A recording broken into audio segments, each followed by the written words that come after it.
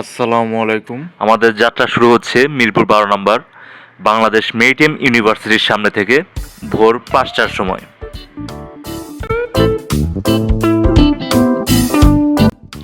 অল্প কিছুক্ষণের মধ্যেই ভার্সিটির নীল বাস চলে এসেছে। এখন আমরা রওনা দিব ঢাকার বিমানবন্দর রেলওয়ে স্টেশনের উদ্দেশ্যে।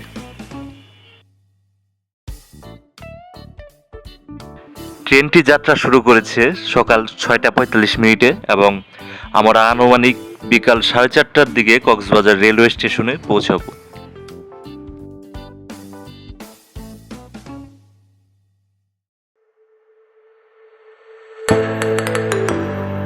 ট্রেনটি চট্টগ্রাম স্টেশনে 20 মিনিট দাঁড়াবে।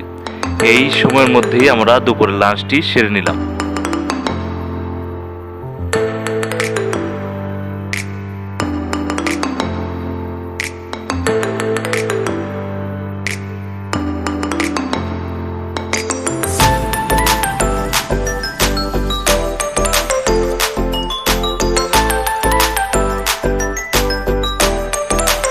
কর্ণফুলী নদীর তীরে বাংলাদেশ মেরিটাইম ইউনিভার্সিটির 106 একর জমির উপর নির্মাণাধীন বিল্ডিং সমূহ আমরা রেল সেতুর উপর দিয়ে যাওয়ার সময় দেখতে পেলাম।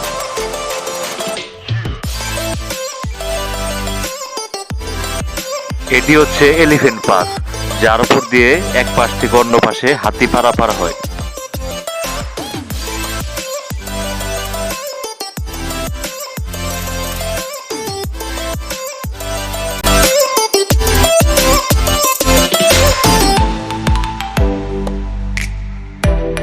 চট্টগ্রাম থেকে কক্সবাজার এই ট্রেন জার্নি আমরা রাস্তার দুই পাশে পাহাড়ি দৃশ্য উপভোগ করতে করতে কক্সবাজার আইকনিক স্টেশনে এসে পৌঁছলাম।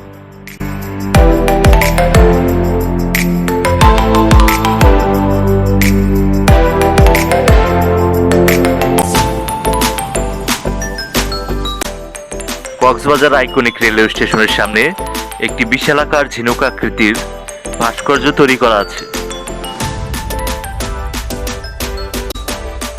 কক্সবাজারে আমাদের হোটেলের রুমটি সি ভিউ থাকায় আমরা হোটেলে বসেই বেড থেকেই আমরা সমুদ্রের দৃশ্য উপভোগ করতে পেরেছি।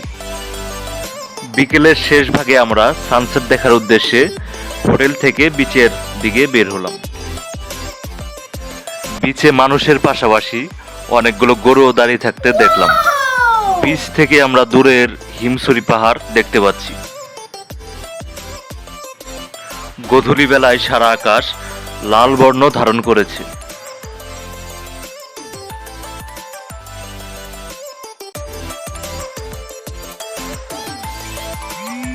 রাতের কক্সবাজারে মেইন রোড, চারিদিকে আলোয় ঝলমল। আমরা রিকশায় করে যাচ্ছি সুগন্ধা বিচের দিকে। এখানে বিচে পড়ে থাকা বোতল বা প্লাস্টিক সামগ্রী দিয়ে একটি ভাস্কর্য তৈরি করা আছে, যা পরিবেশের জন্য প্লাস্টিক কতটা বিপর্যয় তা তুলে ধরেছে। ব্যাপারটি আমার খুব ভালো লেগেছে।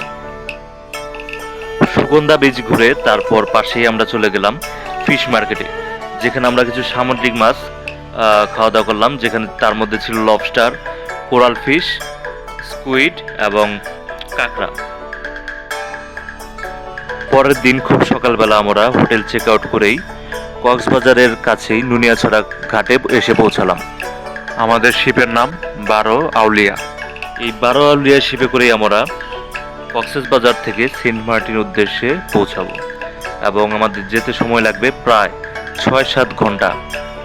আগে যেমন টেকনাফ থেকে খুব সহজেই 2 ঘন্টার ভিতর আমরা সেন্ট মার্টিন পৌঁছাতে পারতাম, কিন্তু এখন মিয়ানমারের সাথে কিছু সমস্যাজনিত কারণে আমাদেরকে 6-7 ঘন্টার দূরত্ব পাড়ি দিয়ে কক্সবাজার থেকে যেতে হয়, যা খুব সময় সাপেক্ষ এবং ব্যয়বহুল।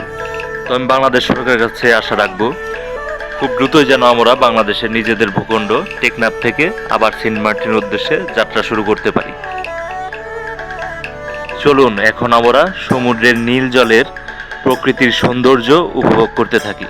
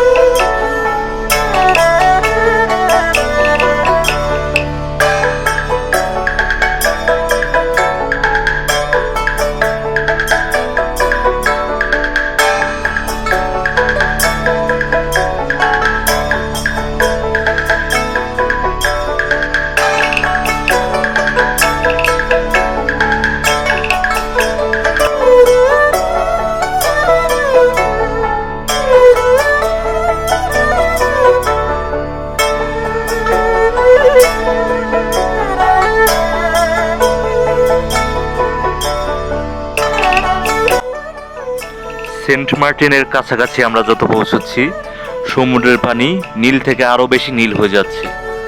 আমরা মোটামুটি সেন্ট মার্টিনের কাছাকাছি চলে এসেছি।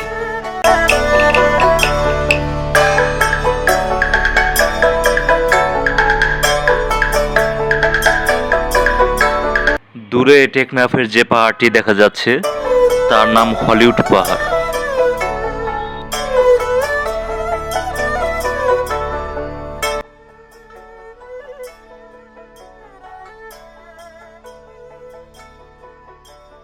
অবশেষে আমরা দীর্ঘ জার্নি শেষে দূর থেকে সেন্ট মার্টিন দ্বীপটি কিছুটা দেখতে পেলাম।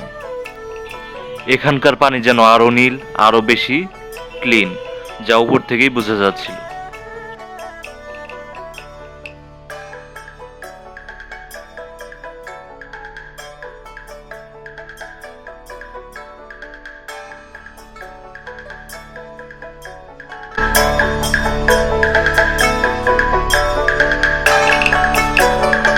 জাহাজ থেকে হোটেল আসতেই সন্ধ্যা হয়ে গেছে। তো এরপর যার যার ইচ্ছে মতো কেউ ছাদে নাচানাচি, কেউ রাতের খাবার, কেউ বিচে যেয়ে সাইকেল চালানো। আরেকটা কথা বলে রাখি, এখানে সাইকেল ভাড়া করলে জনপ্রতি 1 ঘন্টার জন্য মাত্র 40 টাকা। তো এখন আমরা দেখতে পাচ্ছি সেন্ট মার্টিনের রাতের আলো ঝলমলে রাস্তা। এই রাস্তার নাম নারিকেল বাগান। আর আমরা যে হোটেলে আছি সেই হোটেলটির নাম হচ্ছে দক্ষিণা হাওয়া। রাতে ছিল খুব সুস্বাদু সামুদ্রিক মাছের বারবিকিউ, এবং খাওয়া দাওয়া শেষ করে আমরা চলে গেলাম বিচে। সমুদ্রের ঢেউ দেখুন দোকানে চলে এসেছে। পরে জানতে পারলাম 2 দিন আগে পূর্ণিমার রাত থাকায় সমুদ্রের ঢেউগুলো এখন আরো বেশি উত্তাল। আজকে সকালে আমরা একটি বাইক ভাড়া নিয়ে ছেড়া দ্বীপের উদ্দেশ্যে বের হব। ছেড়া দ্বীপ হচ্ছে সেন্ট মার্টিনের মূল আকর্ষণ। তো এই ক্ষেত্রে বাইক ভাড়া পড়েছে ঘন্টা প্রতি 400 টাকা। এক্ষেত্রে তেল খরচ আলাদা করে লাগবে না। আপনারা ছেড়া দ্বীপ যাওয়ার রাস্তার সৌন্দর্য উপভোগ করতে থাকুন। আমি সেই সুযোগে আপনাদের কিছু সেন্ট মার্টিন সম্পর্কে তথ্য দিয়ে রাখি। সেন্ট মার্টিন হচ্ছে বাংলাদেশের একমাত্র প্রবাল দ্বীপ। নীল পানি, সাদা বালি আর শান্ত পরিবেশ সব মিলিয়ে এটি সত্যি স্বর্গের মতো একটি জায়গা। সেন্ট মার্টিন কক্সবাজার থেকে প্রায় 9 কিলোমিটার দূরে অবস্থিত। স্থানীয়ভাবে একে নারিকেল জিঞ্জিরাও বলা হয়, কারণ এখানে প্রচুর নারিকেল গাছ দেখতে পাওয়া যায়।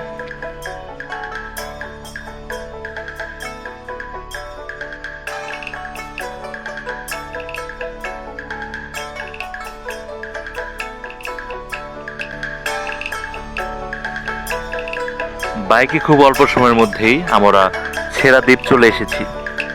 এই ছেড়া দ্বীপের এখানে 3টি দ্বীপ রয়েছে, নিঝুম দ্বীপ, ছেড়া দ্বীপ আর একটি কোরাল দ্বীপ। এই ছেড়া দ্বীপে যাওয়ার রাস্তাটি জোয়ারের পানিতে সম্পূর্ণ ডুবে যায়। সকাল 9টার পর যারা এখান থেকে ব্যাক আসার চেষ্টা করবেন তারা বিপদে পড়ার সম্ভাবনা রয়েছে। তো আপনারা চেষ্টা করবেন খুব ভোরে যাওয়ার, তাহলে সেক্ষেত্রে যাওয়ার রাস্তাটি পুরোপুরি শুকনো থাকবে। এই দ্বীপ শুধু পর্যটনের জন্য নয়, বরং বাংলাদেশের একমাত্র প্রবাল দ্বীপ হিসেবে পরিবেশ ও জীববৈচিত্র্যের দিক থেকেও খুব গুরুত্বপূর্ণ।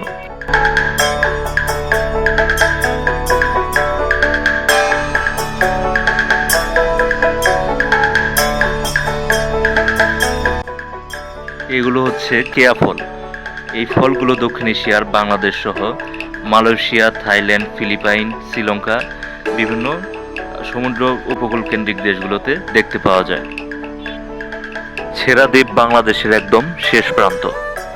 এটাই সেন্ট মার্টিনের দক্ষিণে অবস্থিত একটি ছোট নির্জন দ্বীপ, যেখানে দাঁড়ালে মনে হয় এরপর আর কিছুই নেই, শুধু বিশাল সমুদ্র। ইতিহাস অনুযায়ী মূল সেন্ট মার্টিন দ্বীপ থেকে প্রাকৃতিকভাবে আলাদা হয়ে যাওয়ার কারণেই এর নাম রাখা হয় ছেড়া দ্বীপ। জোয়ারের সময় এই দ্বীপ প্রায় পানির নিচে চলে যায়, আর ভাটার সময় হেঁটে বা নৌকায় করে এখানে আসা যায়। এখানে কোনো হোটেল নেই, বিদ্যুৎ নেই, দোকান নেই, শুধু প্রকৃতি আর নীরবতা। চারপাশে স্বচ্ছ পানি, পাথর, শামুক আর প্রবালের চিহ্ন, সব মিলিয়ে একবারে আনটাচ সৌন্দর্য।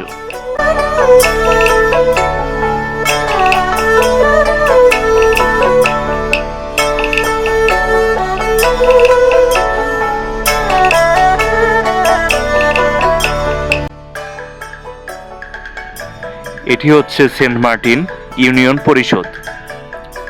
সেন্ট মার্টিন ইউনিয়নটি কক্সবাজার জেলার টেকনাফ উপজেলার অন্তর্ভুক্ত।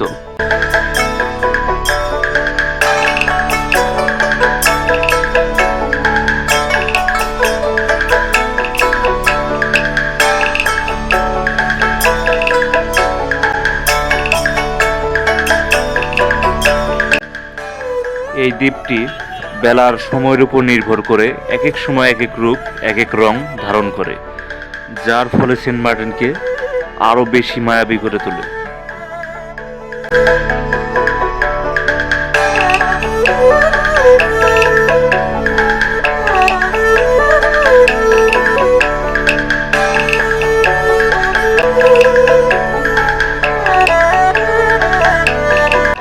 সামনে একটি বাজার রয়েছে, যা পার হলেই আমরা সেই বিখ্যাত বাড়িটি দেখতে পারবো, যা নির্মাণ করেছিলেন কথা সাহিত্যিক হুমায়ুন আহমেদ, এবং বাড়িটির নাম দিয়েছিলেন সমুদ্র বিলাস।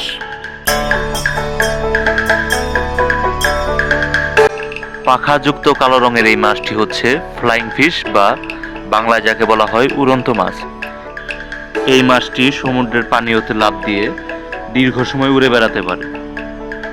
আর এখন যে রঙিন মাছটি দেখতে পাচ্ছেন, এর নাম সামুদ্রিক সুন্দরী মাছ, আর এই মাছটি হচ্ছে শাপলা পাতা মাছ। এই বাড়িটি হচ্ছে কথা সাহিত্যিক হুমায়ুন আহমেদের সেই বিখ্যাত সমুদ্র বিলাস। 1993 সালে 22 শতক জায়গা কিনেছিল মাত্র 20,000 টাকায়। তিনি এই দ্বীপটিকে দারুচিনি দ্বীপ হিসাবে অভিহিত করেছিলেন।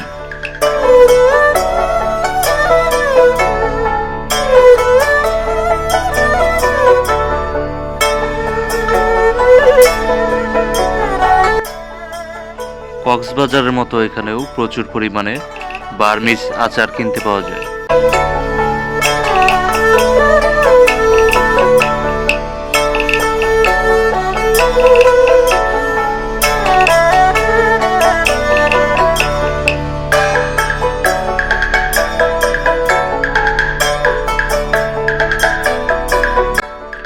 দারুচিনি দ্বীপ শুটকি মাছের জন্য বিখ্যাত।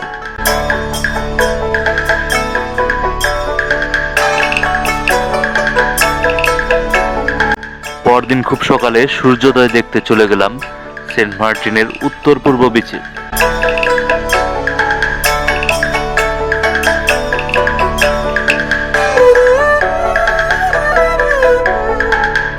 তখনও সূর্য ওঠেনি। জেলেরা তখন সারা রাত মাছ ধরে মাছগুলো তীরে আনছে বাজারে বিক্রির উদ্দেশ্যে, যা এক অভূতপূর্ব দৃশ্য।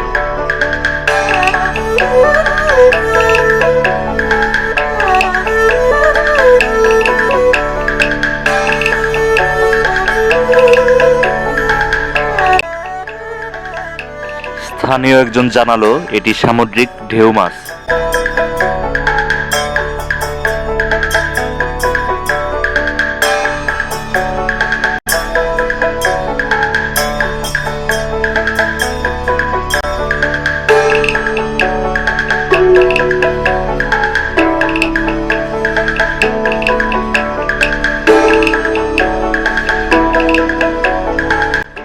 এই মুহূর্তে আমরা সবাই সানরাইজের অপেক্ষায় আছি।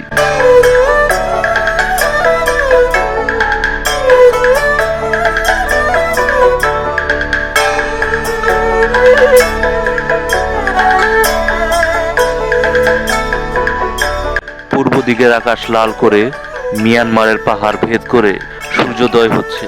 আমরা দেখতে পেলাম সেন্ট মার্টিনে সানরাইজ।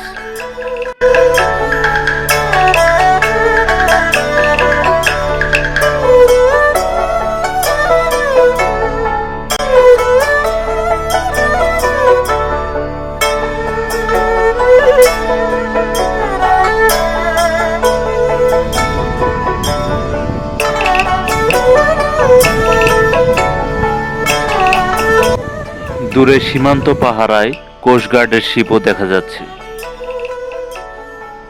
এই পূর্ব পাশের বীজটি হচ্ছে পর্যটকদের জন্য মৃত্যু ফাঁদ।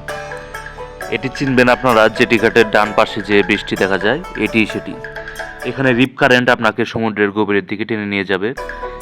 এখানে শত শত প্রাণ জীবন দিয়েছে, তাই এদিকটাতে কেউ নামবেন না। সেন্ট মার্টিনে নামার জন্য উপযুক্ত বীজ হচ্ছে উত্তর বীজ। এখানে আপনারা ভাড়ায় সাইকেল, হোন্ডা পেয়ে যাবেন।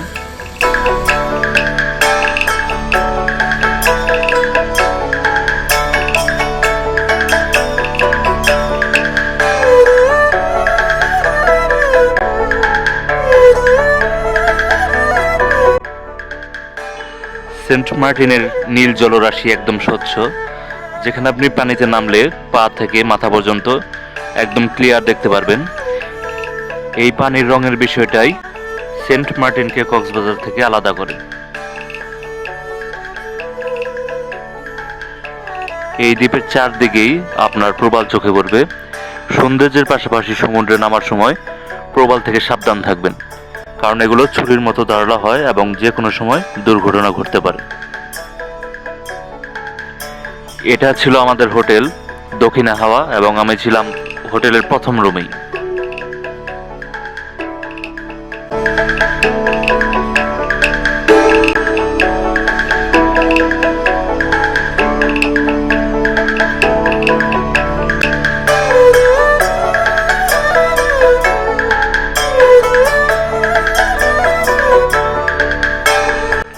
হোটেল থেকে বিচ মাত্র ছিল 2 মিনিটের দূরত্বে।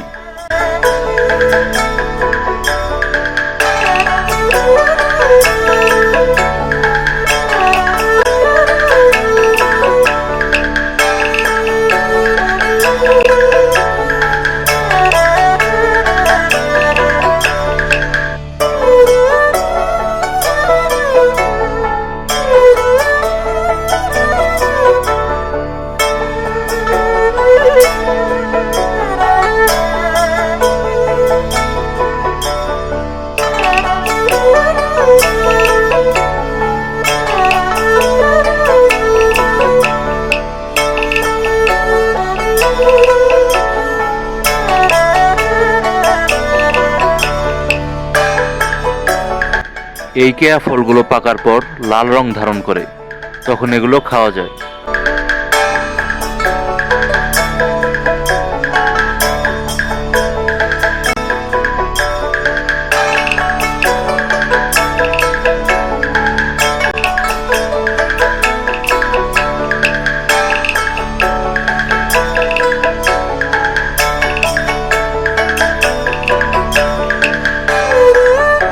তিন দিন সেন্ট মার্টিন থেকে আবার রওনা দিলাম কক্সবাজারের উদ্দেশ্যে।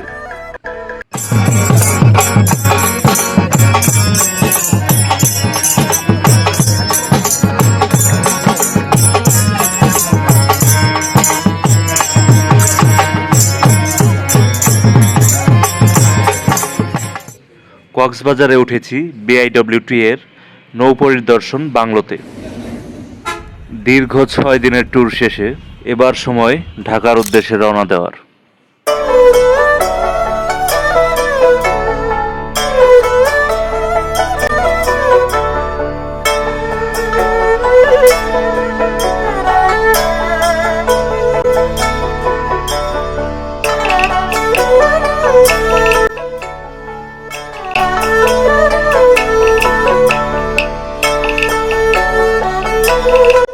ভিডিওটি ভালো লাগলে অবশ্যই সবাই সাবস্ক্রাইব করবেন, আর সবাইকে অসংখ্য ধন্যবাদ।